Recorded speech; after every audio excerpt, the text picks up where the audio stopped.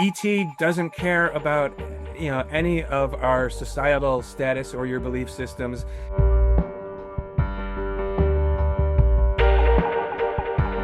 Welcome, everyone, to this edition of We Are Not Alone, streaming on Queen City News Plus. I'm your host, May K. Beeler, Chief Transportation Correspondent here at Queen City News. Those of you who know me know I'm also a pilot of over 40 years and counting. I love all things flying, the wild blue yonder, and of course that means I'm fascinated by what's beyond it. So today we have a guest who's pretty down to earth. He's got a grounded day job, works as a community leader, actually a volunteer as a community leader, and also works in real estate management. But he also has a podcast and a very important role he plays that has to deal with all things high strangeness. So we're going to welcome in from the LA area, Mike Russo.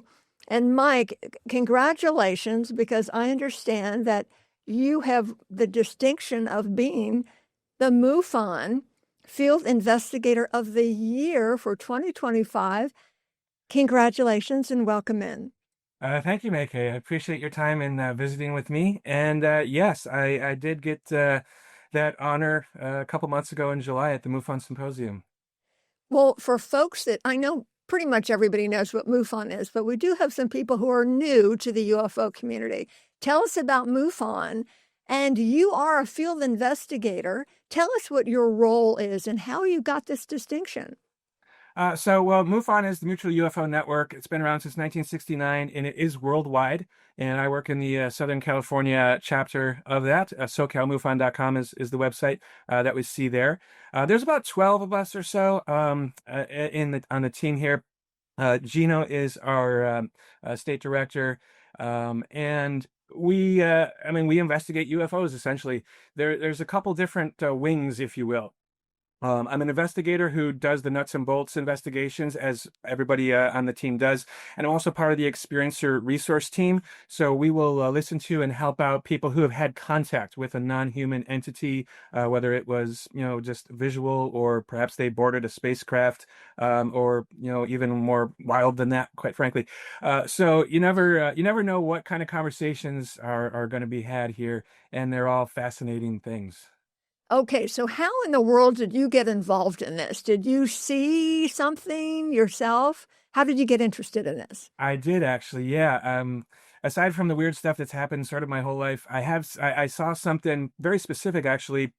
I was living in the downtown LA area a while back, and I saw this reddy orange ball of what I can only call plasma. At first, I thought it was like a meteor or something, and then I was thinking, like, there's no way it's too big, too bright, too slow, too low to be a meteor. It was just going straight across the sky, and it actually had gone directly over Dodger Stadium, of all places. And that it caught my attention.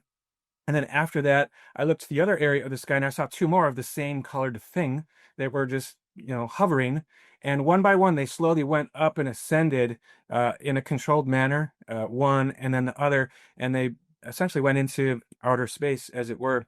And that really, it affected me on a cellular level, where I felt peace and calm. All was right with the world for like a week after that, which was pretty wild. So it didn't scare you or alarm you? Were you just fascinated? I was in awe, and I had such a sense of peace and calm. Which was, at that point in my life, was a very significant thing too. So it didn't scare me in the least.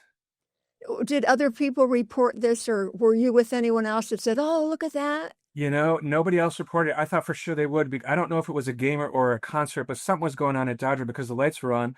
But I never heard anything on the news or anything like that.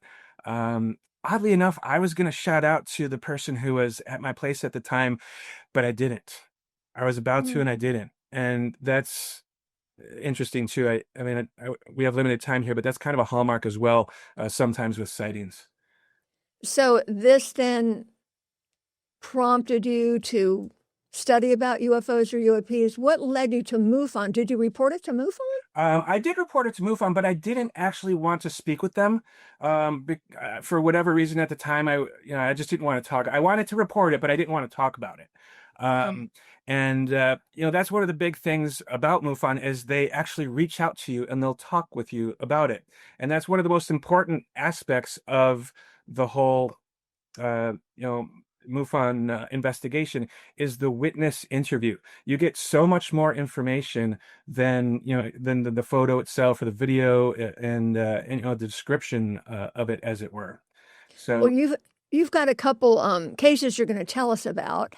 But first, how do you qualify to be a MUFON investigator? Do they do a background check? How do they know that you are mentally up for it? Because I know there's a lot of stigma behind this. And a lot of people, what are you, a quack? What are you, crazy? So what does it take to be a MUFON investigator? yeah, that's a great question. Anybody can do it, but yes, there is a background check as well. So you have to be a MUFON member, which I think is like, I don't know, $68 a year or something. And then you order the Field Investigator Manual. There is a cost to that. It's very thick and it takes a bit of time to get through. From there, you take a test. After you pass that test, there is the background check, and you sign off on a form of confidentiality and such as well. And after you go through all that stuff, which isn't, it doesn't take too long, based on how much you want to do it, you go into like a little bit of a mentorship program, and then you get sort of set off on your own to talk directly with some of these people who are making these reports. Well, Mike, I know being in California, it's kind of a hot spot of all the states. I think Washington State is a big one, and California really at the top of the list for UFOs. Tell us about a few cases that you have. And I know confidentiality is very important. What are you able to tell us? And I think we have some videos here too. Yeah. Okay. Yeah. I did send you a couple of videos, and I do want to say real quick, I got the permission of both witnesses. But this first one rings true to, it's very similar to what I was talking about earlier with my own sighting. What we're looking at here is a bona fide UFO in the sense that it's an unidentified flying object.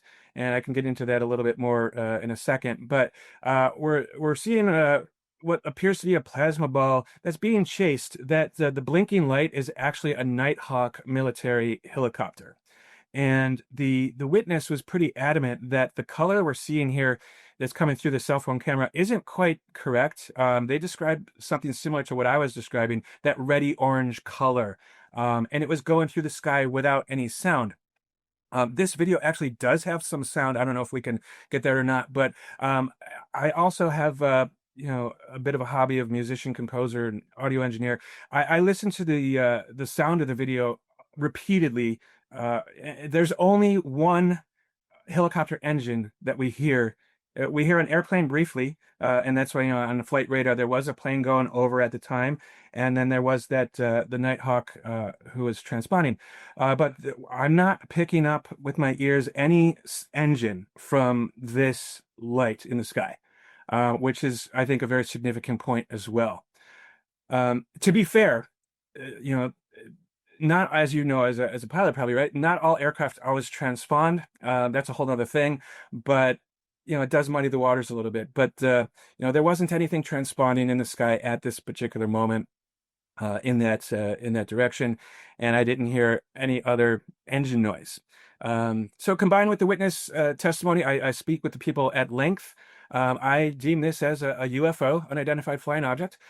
Whether it's man-made or not, that's for you to decide. Interesting. Oh, fascinating. We're going to take a break, Mike, and we'll be right back when We're Not Alone continues. Stay with us. Welcome back, everyone, to this edition of We Are Not Alone. Mike Riso joins us today, and he is talking about life as a MUFON investigator, what it's like to be an investigator. And we just looked at a video that somebody had sent. Mike, what do you think it is? I know you said it's for us to decide. It's definitely a UFO. It's unidentified. But do you think it's from someplace else? Or what do you think? You're putting me on the spot here. I know. I do have a little bit of a bias. I'll say that because I saw something remarkably similar on my own. If this is what I saw, which I'm not saying it is, but if it is, then it's not from here. But I can't 100% say that. My gut, I'm 90% sure, though, that this is probably not a human thing. Okay. So all these investigations, the people that call you up, what percentage turns out to be, it's a hoax or misinterpretation, not real? Uh, The majority? about 95%. 95%. Okay. Yeah. And the ones that do turn out to be real, I guess there's just no explanation for? Yeah, I mean, I don't want to sort of give away all the secrets, as it were, but there's certain Hmm. things that emerge or whatnot that I'm picking up on to be able to know who's not fibbing and such. There's things you can't fake. Yeah, yeah. Okay. Let's go to the next case that we've Yeah, got so here. same type of deal with the military chasing UFOs, as it were. And this is modern day, by the way. This all happened just a couple years ago, and the other one was just like last year. This was out in the desert. There was a witness who was okay. So this is interesting. This is what we call the Oz effect, and it was broad daylight. Um, Granted, there wasn't a whole lot of people in the area. There's usually cars on the road, but at this particular day, this was the only car on the road was this person, and they saw something in the sky. They literally stopped their car in the middle of the street in the middle of the day, got out and looked up. To see what this thing was. So there we're seeing a picture that they drew on the day that it happened. Uh, they described a translucent craft, call it a flying saucer, I guess, right? It was a circular craft. Going by memory here, it was like 200 feet tall and 300 feet wide. When he said that it was translucent, my first question was, well, if it was translucent, how did you know it was there? And then the response was, there was a sort of like a perimeter edge that was visible and a distinctive hole in the center of it. Hmm. Shortly after that, a military fighter jet comes cruising down as though it was chasing the object. So it went in the same path as the object. That was quite fascinating to me. We're talking potentially about this, cloaking technology that we hear about in the UFO world, as it were. And we have the same theme that the military was following the craft. Now, when your witness told you about this, were they scared, or I know I asked you this before. Were you scared? Were you in awe? You said when you had your sighting, you were at peace.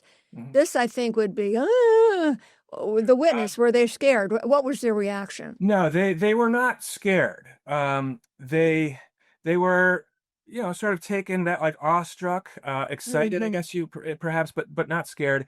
But they held it in for quite some time without telling anybody because of the stigma that thankfully we are now, sort of slowly shattering that stigma, and people are coming forward more so now than ever.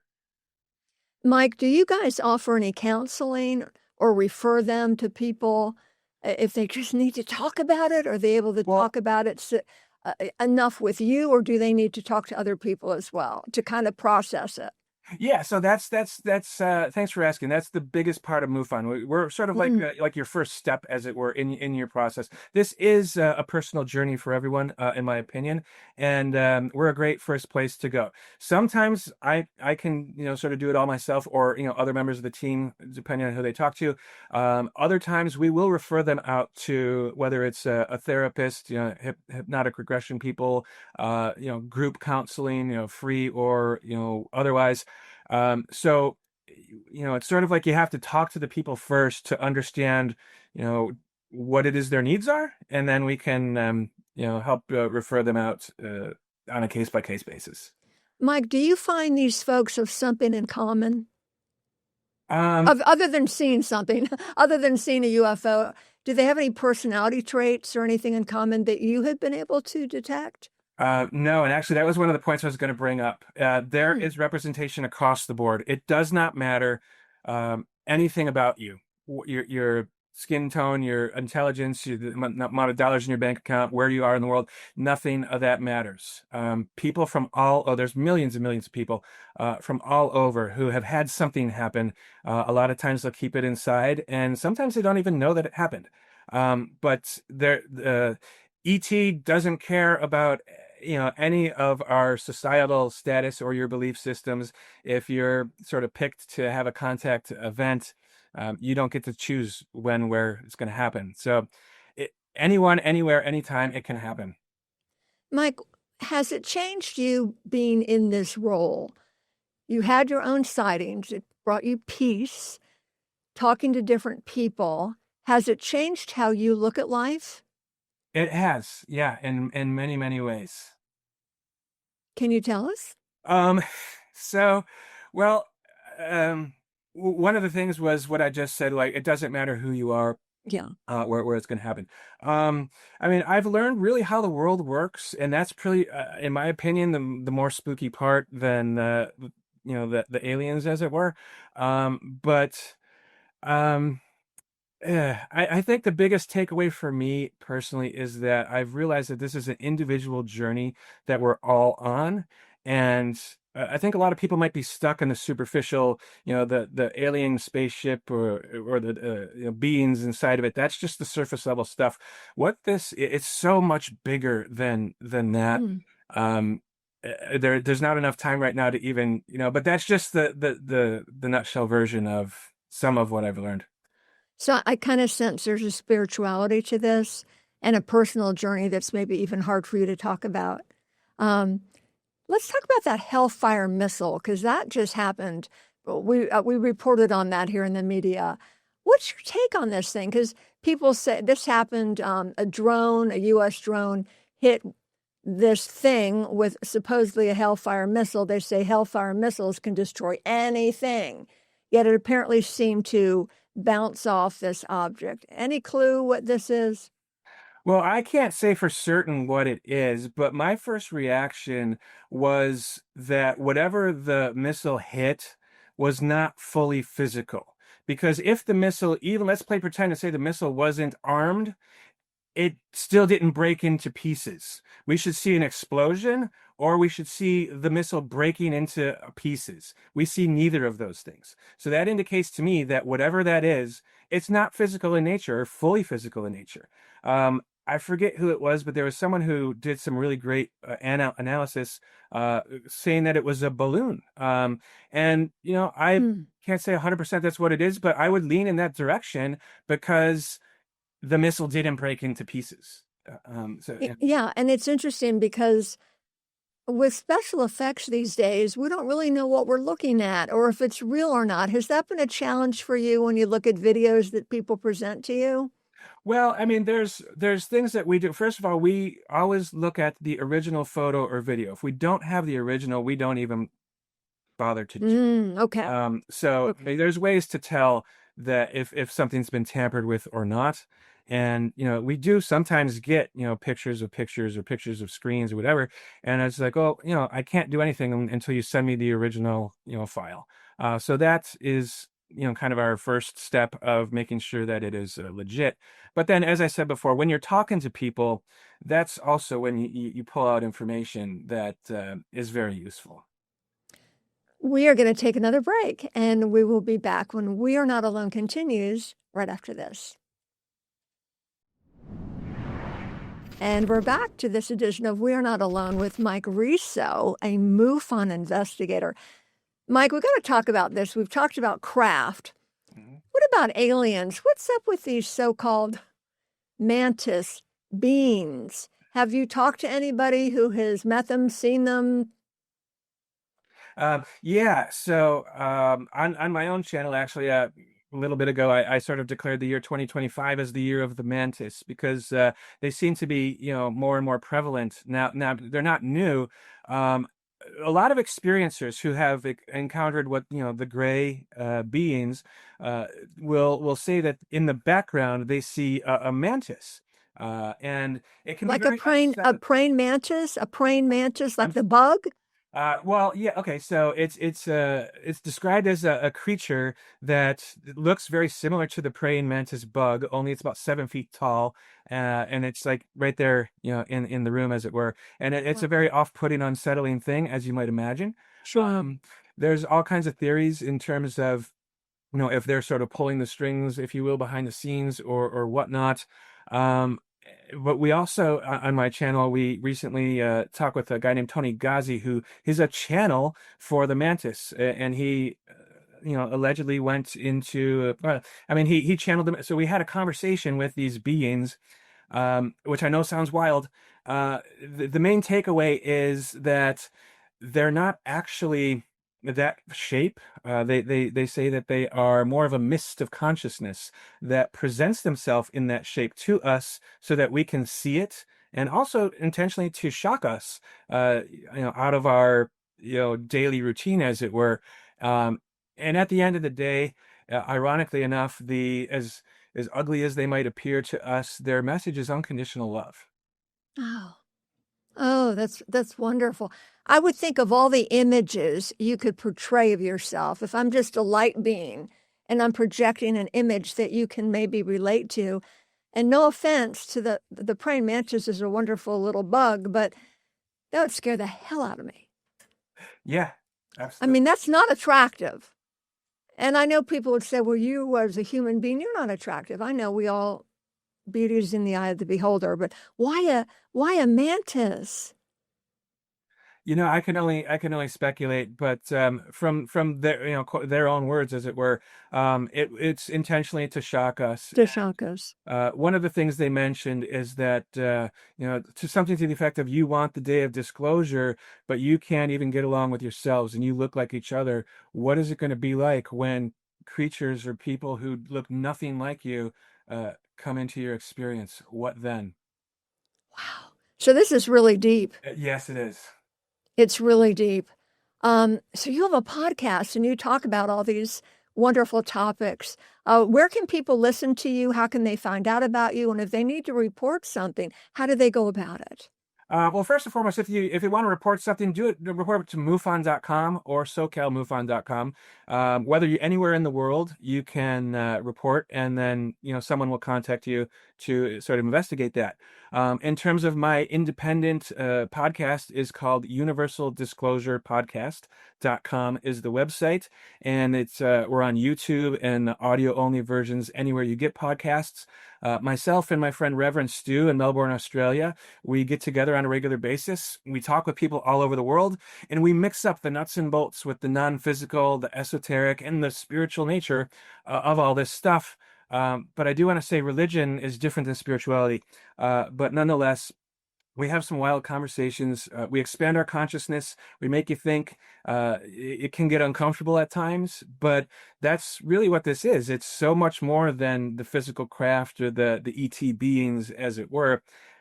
So if you're open enough to checking out these conversations, please do. UniversalDisclosurePodcast.com, and anywhere that you can find a podcast is where we'll be. Okay, I'm going to put you on the spot. Sure. What's the craziest thing you've heard? Craziest thing. You're like, wow. Oh, There's I'm probably quite a few. gosh, so many things going through my head right now.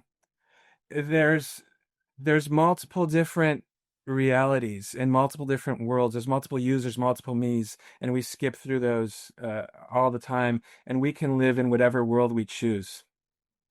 Wow. Okay. Good job. Hollywood. Wow. Good for you. Hollywood Disclosure Alliance. You're part of that. Tell me about it. Yeah, I go to those from time to time. SoCal MUFON is, works with them as well. Dan Harari and the Hollywood Disclosure Alliance, they're local here, and it was started by him and Stephen Bassett, who's a UFO lobbyist in Washington D.C., as well as some other folks who are, Paul Hynek, the son of J. Allen Hynek, one of them anyway, and some local folks in Hollywood and such. They have this organization so that people like myself or experiencers can talk with people who create movies or content or whatnot to accurately depict what this is, or what happens when someone's contacted. So I think it's a great mission that they're on, and if you're in the area, you should check out some of their meetings as well. Okay. We only have a couple seconds left. Disclosure hopefully is coming. Maybe it's happening now. Should we be afraid? No, we should be excited. Anyone who tells you that there's fear in it, I think is trying to control your perceptions. Um, Mm. to be fair, the fear, the threat element is a possible midair collision, but that's never happened to my knowledge. That when we didn't provoke it or engage upon it, I don't think there's anything to be afraid of. We should be excited about all the possibilities that this actually brings to us. Mike Riso, you are wonderful. You are fascinating. I'm glad you're doing what you're doing. I'm sure you're helping a lot of people. And we thank you for your insight today. And we wish you well, and we can hear more of your podcast. Again, the name of it, and let's say goodbye. UniversalDisclosurePodcast.com. We're on YouTube and audio only everywhere. And thank you, May-Kay, for your time and visiting. I really do appreciate it. We enjoyed it. Thank you, Mike. Take care. Right. And thank all of you for joining us on this edition of We Are Not Alone on Queen City News Plus. We'll see you next time.